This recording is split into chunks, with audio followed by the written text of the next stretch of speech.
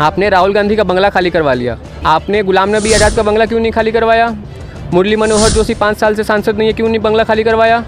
लाल कृष्ण आडवाणी का बंगला क्यों नहीं खाली करवा पा रहे हैं? मायावती का बंगला क्यों नहीं खाली करवा पा रहे हैं? राहुल गांधी के पिता और राहुल गांधी की दादी ने इस देश के लिए शहादत दी। आतंकवादी घटनाओं में मारे गए लोग हैं, तो राहुल गांधी की सुरक्षा को ठेस नहीं पहुंच रही क्या इससे? ये सियासत है, ये सियासत आपको समझने की जरूरत है। ये लीगल मामला है, लीगल मामला है। प्रज्ञा सिंह ठाकुर पे लीगल मामला नहीं है कि भाजपा जो है देश के सभी ओबीसी समाज का अपमान कर रही है, ये समझने की जरूरत है। चोर को ओबीसी बता के, चोर का संबंध ओबीसी के साथ जोड़ के, ये चोर ही है ना। मेहुल चौकसी, ललित मोदी, नीरव मोदी, भगोड़े चोर ही है ना। तो चोर को ओबीसी बता रही है भाजपा, तो ओबीसी का अपमान कर रही है कि नहीं कर रही है? क्या नाम लिया आपने? अनुराग ठाकुर। अनुराग ठाकुर। सड़क छाप बयान दिया था कि नहीं उसने? क्या नाम बताया आपने? मैं तो नाम भी भूल जा रहा हूँ। अनुराग ठाकुर। नाम याद करने लायक है ही नहीं।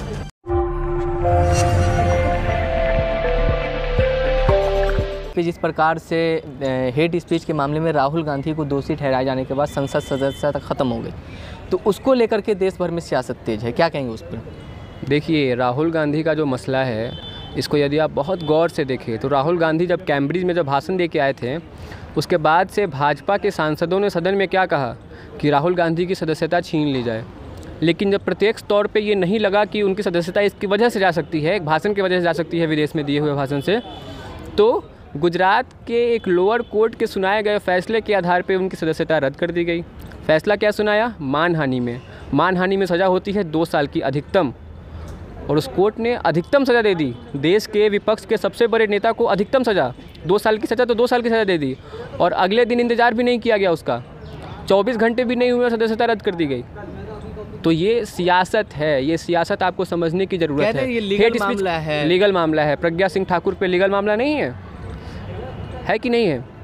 आपने राहुल गांधी का बंगला खाली करवा लिया ना। आपने गुलाम नबी आज़ाद का बंगला क्यों नहीं खाली करवाया? मुरली मनोहर जोशी 5 साल से सांसद नहीं है, क्यों नहीं बंगला खाली करवाया?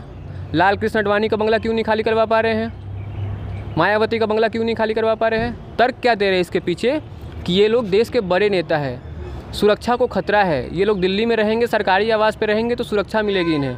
राहुल गांधी के पिता और राहुल गांधी की दादी ने इस देश के लिए शहादत दी। आतंकवादी घटनाओं में मारे गए लोग हैं, तो राहुल गांधी की सुरक्षा को ठेस नहीं पहुंच रही क्या इससे? राहुल गांधी की सुरक्षा है कि नहीं कुछ? राहुल गांधी की भी सुरक्षा। तो फिर आपने बंगला क्यों खाली करवा लिया? लेकिन ये तो एक सवाल है, लेकिन जिस प्रकार से लगातार ये सवाल उठ रहे हैं कि राहुल गांधी ने मोदी समाज का अपमान किया है, जो ओबीसी समाज है उसका अपमान किया है, इस तरीके की भाषा का। कौन मोदी का नाम लिया है? नीरव मोदी ओबीसी है?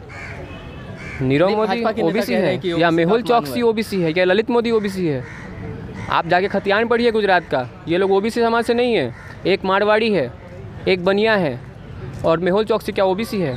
तीनों में से कोई ओबीसी नहीं है। तीनों की जो जातियाँ हैं ना, ये तीनों की जो जातियाँ है, ये नरेंद्र मोदी की जाति से बिल्कुल अलग है। नरेंद्र मोदी को आप ओबीसी कह सकते हैं, लेकिन ये तीनों ओबीसी नहीं हैं।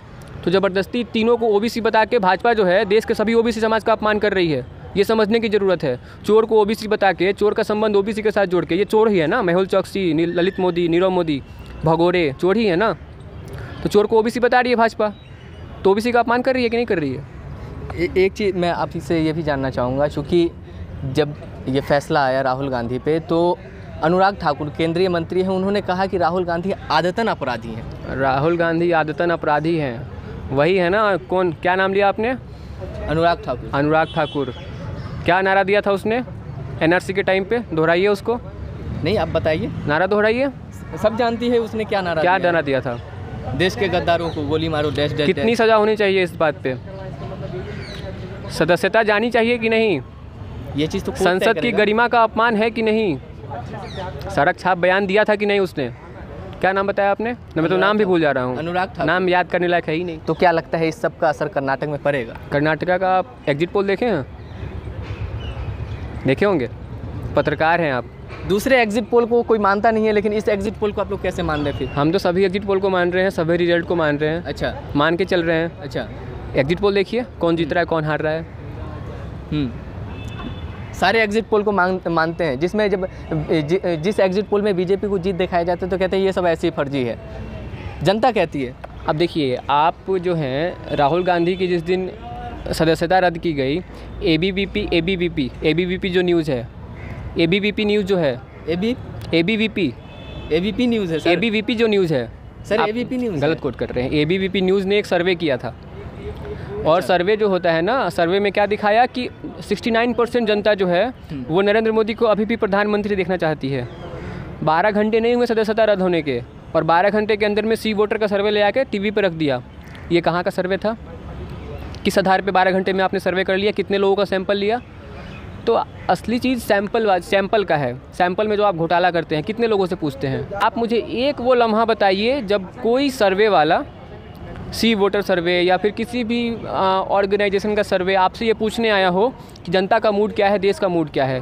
हम लोग सर्वे करने आए हैं, ओपिनियन पोल बना रहे हैं, एग्जिट पोल बना रहे हैं। और कभी भी ऐसा हुआ है कि आपके साथ, आपके परिवार में, आपके ख़ानदान में, आपके गांव में, आपके शहर में, आपके कस्बे में, आपके गली में कोई एक आदमी आप पकड़ के ढूंढ के लाइए जो इस सी वोटर सर्वे का, इस एग्जिट पोल का गवाह रहा है? ढूंढ के लाइए।